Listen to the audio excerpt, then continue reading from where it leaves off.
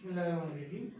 Thermal conductivity is the mere ability of a substance to conduct heat energy. Thermal conductivity is the ability of a substance. Actually, this is the ability of a substance to conduct heat energy. To conduct heat energy. यानी एक material की वो ability कि ये कितना heat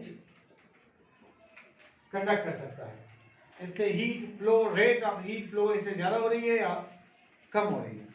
So let's consider a block.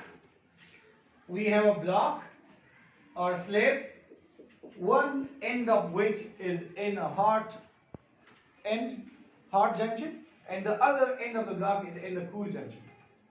That is, the hot end of the block is at temperature T2, and the cool end of the block is at temperature T1. तो जाहिर सी बात है कि हीट फ्लो करेगी from hot to cool, from high temperature region to low temperature region.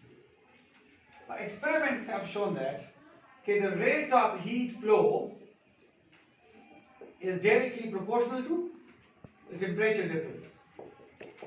What does it mean?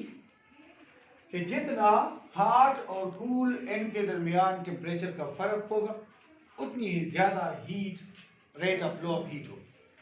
अगर hot end hotter है, higher temperature पे है, और cool end lower temperature पे है, तो ज्यादा heat transfer होगी from hot to cool.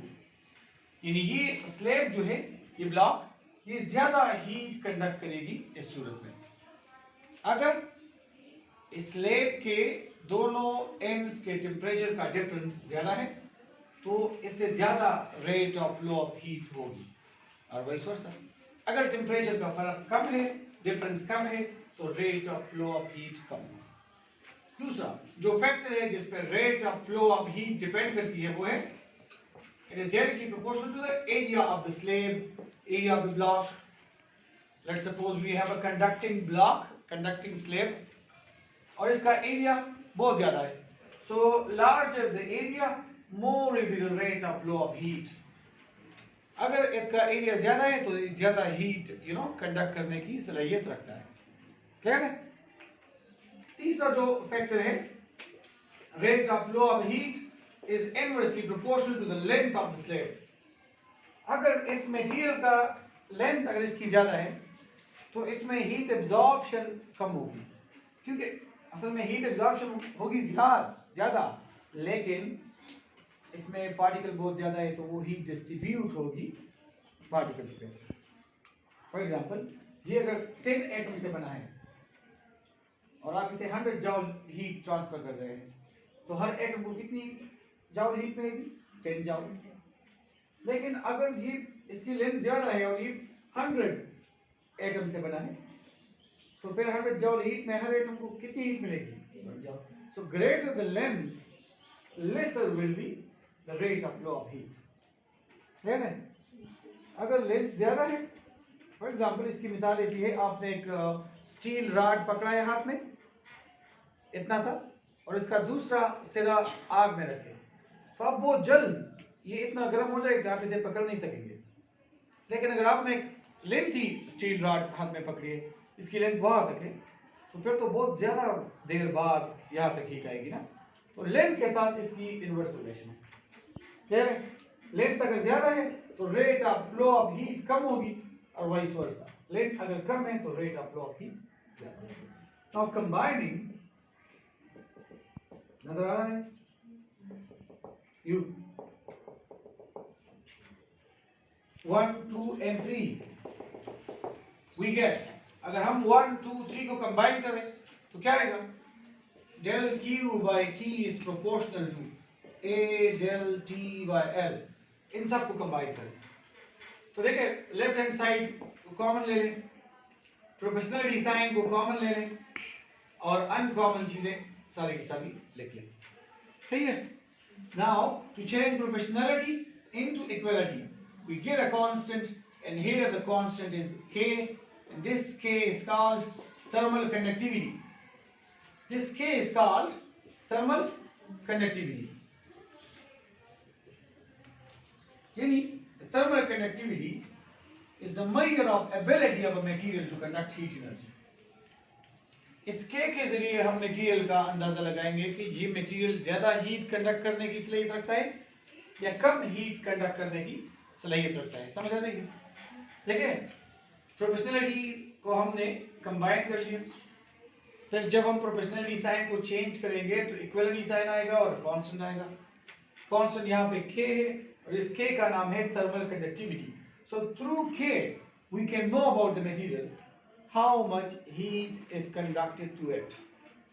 अगर K की वैल्यू ज्यादा है तो इस मटेरियल की हीट कंडक्टिंग एबिलिटी ज्यादा है, और अगर K की वैल्यू कम है तो इस कंडक्टर की हीट कंडक्शन की एबिलिटी कम है. अब देखें इस इक्वेशन को देखिए आप, del Q by T is K A del T by L. इससे K को निकालें, क्रॉस मल्टीप्लाई कर ले इसे. So K A del T is equal to K A del T into T is equal to del Q L. हम तो K को निकालना चाहते हैं, थर्मल कंडक्टिविटी को. अब दोनों साइड को डिवाइड कर ले किस चीज पे, A del T by T, A del T into T, और यहां भी A del T into T. तो similar terms cancel out each other. Thermal conductivity की वैल्यू आ गई del QL by A del T into T. अब इस thermal conductivity का unit क्या होगा, क्या होगा यूनिट? देखिए, हीट एनर्जी का यूनिट है जॉल, लेंथ का यूनिट है metre, area metre square, temperature का यूनिट है केल्विन, टाइम का यूनिट है सेकंड. तो metre cancels metre, we are left with joule per metre पर केल्विन पर सेकंड. इसको आप सिंप्लीफाई करें, सब कुछ ऊपर ले जाएं तो जॉल पर सेकंड पर मीटर पर केल्विन बन जाएगा. लेकिन याद रखिए, जॉल पर सेकंड को क्या कहते हैं, ये हमने पढ़ा है पावर के केस में. जॉल पर सेकंड को वाट कहते हैं. कनेक्टिविटी का एक यूनिट हुआ जॉल पर सेकंड पर मीटर पर केल्विन, लेकिन जॉल पर सेकंड को तो वाट कहते हैं, तो हम लिख सकते हैं कि वाट पर मीटर पर केल्विन. सही है? जैसे स्टॉप करें.